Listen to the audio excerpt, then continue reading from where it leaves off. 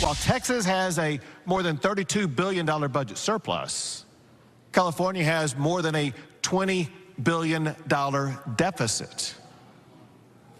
While we have our surplus, the governor of New York is asking the federal government for money. Texas Governor Greg Abbott more or less taunting his favorite targets on opening day of the session. Rudy, let's talk about the surplus. If Republican primary voters get their way, and they often do, much of this windfall will be returned to taxpayers, with the rest socked away or spent on business-friendly infrastructure. Agree or disagree? Yeah, I agree with that. That's the best bet. The problem is any property tax rebate will quickly evaporate without any kind of real reform regarding the local appraisal district. Speaker Phelan, it was right on target, I think. He mentioned that kind of reform after securing his speaker's position in the speech on Tuesday. Remember, this is one-time money. I think the best use, build some water supply networks to help during times of drought. Identify and then expand the top narrow roadways in the state that have been overrun by urban growth. We all have those roadways. We all drive on those, right? Add new power lines out of the wind and solar farms to population centers. Boy, we really need that. And maybe, as the speaker said, and also the comptroller said, maybe some new scholarship funds for trades like plumbing, electrical, healthcare jobs, things like that. What do you think, Greg? It all sounds good to me, but it all costs money, Stephen. Hager advised investing some of the surplus in human resources. However, in Speaker Dade Phelan's acceptance speech, we didn't hear anything about raising teacher pay, increasing state workers' salaries, or addressing the chronic lack of mental health care. Do you anticipate any conflict? Oh, of course there's going to be conflict. We have difference of opinions, and you have more than 100 lawmakers that are going to be proposing different things. I think Speaker Phelan is looking at it in a way that Rudy mentioned, talking about one-time funding. Now, there still will be a Texas budget. There's still going to be money to do certain core things that the Republican leadership has on their wish list. But when looking at the surplus, you're talking about one-time expenses. So what can get the most bang for your buck? Speaker Phelan is talking about infrastructure, things that everyone is on, and he's talking about a bulk of that money coming from sales tax. So why not just do something that will impact every Texan instead of people who don't own homes, when the thirst from Governor Abbott and Dan Patrick in a way has been, oh, let's give it back to property tax owners. Well, everyone does not own property.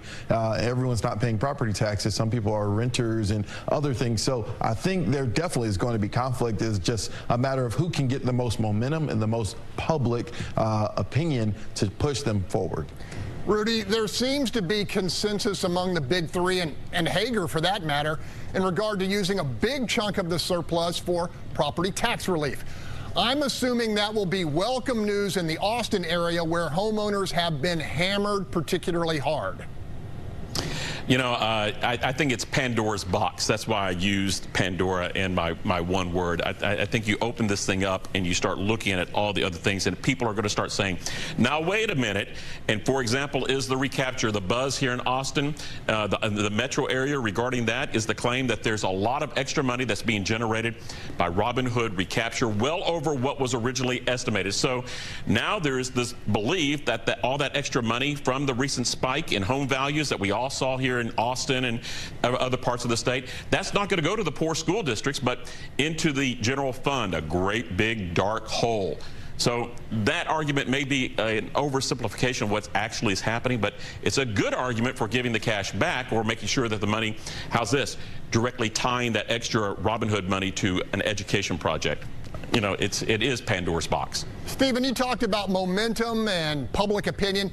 Democrats would like to see issues like mental health, teacher pay, and affordable housing addressed with the surplus, but they don't have much leverage. Your thoughts?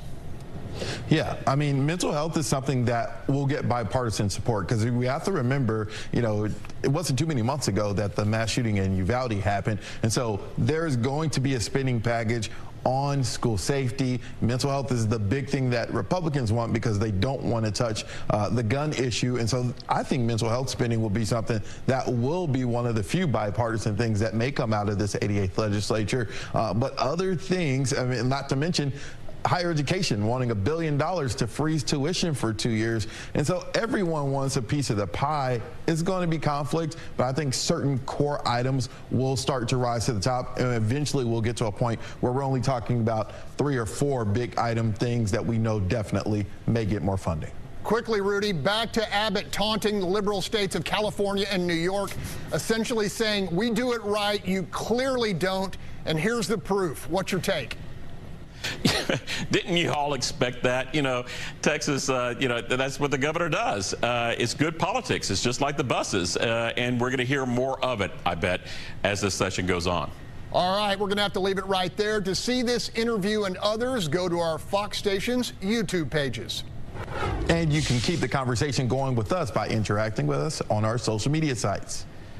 And a lot of new issues are emerging out of the State Capitol Dome. We'll be back next week to talk about those hot topics. So we'll see you then. And don't forget to let us know what you think the issue is.